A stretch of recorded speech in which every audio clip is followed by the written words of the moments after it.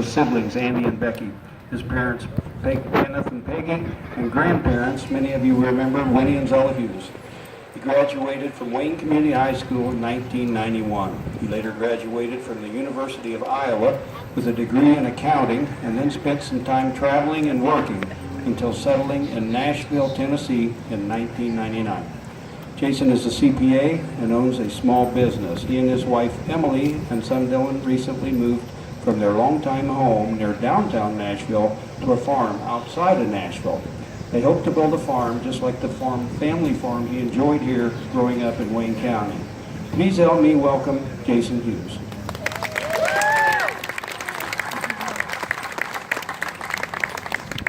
Thank you. It's great to be back. It's also great to see that the peanut gallery is almost filled up down here. I'd like to come down and join. But it's been a very long time since I last visited Wayne County Important, and it's great to be back. The last time I was on the stage was graduation in 1991, almost 25 years ago. In fact, I was sitting right about here, and a few classmates with squirt guns were sitting right about there. I don't exactly recall who those culprits were, but I'm guessing either Jim or Brent Ewing, one of the Ewing brothers, or possibly Todd Ratliff. I was respectfully listening to our graduation speaker, and I would occasionally feel a squirt at the back of my head. I'm proud to say my family has been in Wayne County and Corden since the mid-1800s. A few of my ancestors from way back include Thomas Beale, William Hughes, Roxy Beale, Ben Hughes, Winfield, and Rebecca Sponsler. And I believe it was William Hughes that built up the south block where Gambles is located. He had Hughes Block added to the top of the building, and it's great to see it's still there today. I spent nearly all of my pre-adult life on our family farm near the corner of Quill Run and 80th, formerly known as Rural Route 3. I was lucky enough to grow up like many farm kids living the farm life. We had barns, tractors, ponds, windmills, timber, tons of creatures, and fence rows full of scrap metal and broken down things. The scrap metal piles were amazing things. I saw my dad and my grandpa scout around and pull out random pieces from these piles, and then build wagons, patch hay bale haulers, and fix hitches. One time I needed a magnet for a school project, and my grandpa led me over to another seemingly random pile of rust and pull up a massive magnet from a Ford Model T flywheel. We also had fantastic neighbors.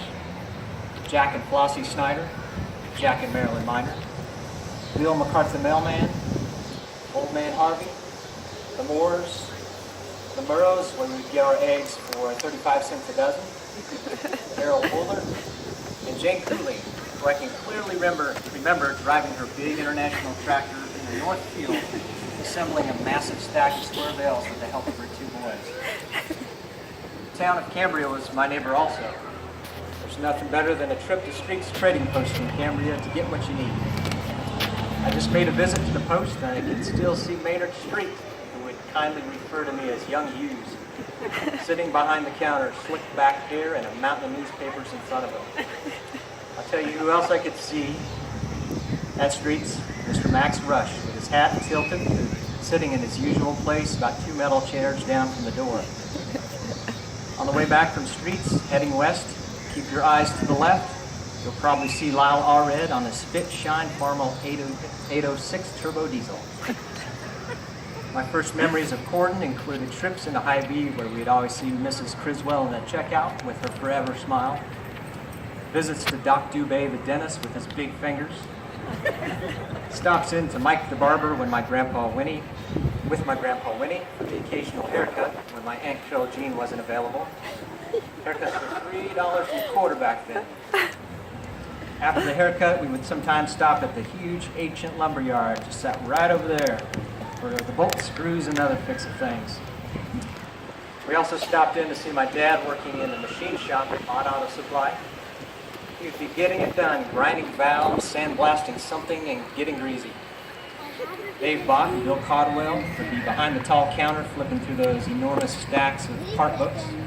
And Bill Cribb would be taking it easy on a high seat at the counter. I I started school way back in 1977 at Head Start, which was over in the old Allerton School building. Then on to kindergarten at Corden. A little interesting tidbit, my mom and I had the same kindergarten teacher. That's right, Mrs. Johnson. I too was a lucky kid that I went out to the Rush Farm to pick a sucker from the sucker tree. And then on to elementary school with teachers, Mrs. Bowen, Ms. Lewis, Ms. Codwell, Ms. Poston, which I just saw at the restaurant yesterday, Ms. Levis, and Principal Mr. Clapp. The toughest part of the school was not school and classwork, it was the bus ride. It was a long and tough ride. We lived right on the edge of the school district, and were always the first to get on the bus. I remember every year we would patiently wait for that school bus schedule in hopes that somehow the bus schedule would get rerouted. But alas, no. We would be waiting at the end of our drive well before 7 a.m. for that big yellow Bluebird bus to roll up for our hour-long trip to court. We'd bounce over the gravel roads to stop and pick up Dina and Quentin Jacobson, and later on Little Whitney, then on to the Popejoys, the Coddingtons, the Smiths, Steve Schwartzlander, and several others. And then we get to junior high. Still riding the bus to Corden, and then riding that thing up to Cambria, just a few miles from my house. Reflecting back on junior high, the guy that I really admired was Dave Phillips, the principal of the junior high grades. He was stern to the point, but showed a ton of respect to us junior highers, and worked hard to teach us to take care of kids. Whether it was running the 25-cent malt machine, to leading student council meetings, to filling in for the shop teacher and showing us all how to sweat a pipe and break metal for a box, he did it with class. Moving on to high school, life really changed because, number one, I inherited a pastel lime-colored Ford Maverick. And number two, Mr. Dick Kleiner was principal. Yes, that car was pure freedom. A slant six with glass packs powerhouse that took my friends and I to places we shouldn't be at times that were forbidden. I can now fish every single pond in Wayne County with my good friend Joe Pine. I can now run down to Lineville to buy my illegal fireworks. I can now waste all sorts of time and gas money scooping the loop around the square, driving past the old Dairy Freeze, the cop shop, past Bracewell's fantastic electronics store, past Murphy's where every cool kid spent way too much money, past Neeson's pharmacy. By the way, Mark Neeson will always be in my mind, the eternal and forever invisible Lord. LeCompte Library, which just has the best library book smell there ever is. Past places, past gambles where I spent my money on old-fashioned brand fishing baits. Past Whiteley's old building filled with Coates' cool cars, I think they were Corvairs.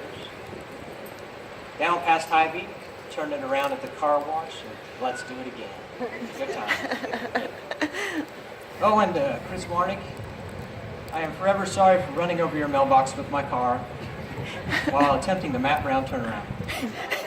I swear I had a shovel in my car ready to fix that thing when I found out it was already fixed. Please let Darcy know how sorry I am so she will refrain from beating me up every time she sees me. And now to Mr. Dick Kleiner, who I respected. Another interesting tidbit, my dad and I both had Mr. Piner as our high school principal. I can still see him shuffling down the hall in his day gear of brown polyester hem pants and brown patterned tweed jacket. He held his mouth to one side and had that look that said, I can give you a body slam smackdown, so go ahead and make my day. I remember Mr. Piner being a big fan of freshman initiation, which has probably been discontinued or possibly outlawed. It was a rite of passage where high school freshmen would get up in front of the senior class and do embarrassing things. My class's initiation feat was to stand on a Folgers coffee can with one foot right in front of the seniors who were sitting in the bleachers. Then hold your tongue and sing the name that you liked the most in the senior class. Mine was Whitby Rocco. And guess who laughed the loudest and hardest? And he could barely breathe. That's right, Mr. Piner. I did get into some trouble here and there and did spend some quality time with Mr. Piner alone in his office. Those were some tough moments to bear, as Mr. Piner could really dish out a verbal beatdown. But it was the one day that he compared me to my dad and his troublesome antics was the day I knew I must have dipped to a new low. It was time to get my act together. I left Fordham shortly after graduating in 1991. With stars in my eyes, with hopes of big cities, big opportunities, and big paychecks. But it was only a few years into college when I knew I needed to get back to a small community and live on a farm. After living near downtown Nashville for many years, we finally got it together and bought that farm. We are easing into farm life. We are proud of our 2 heifers, our 2 chickens, our greasy tractors, and our new barn that's built in the old-timey Gamble style. Our neighbors stop by and we drop in on our neighbors to talk about the weather. The local feed store now knows me by name, and the local cafe asks how things have been. And that's where it's at. That's my memories of Wayne County and Corning. Thanks Gary Henderson, and thanks to the Old Settlers Committee for inviting me to share my experiences growing up here in this fine community. Thanks.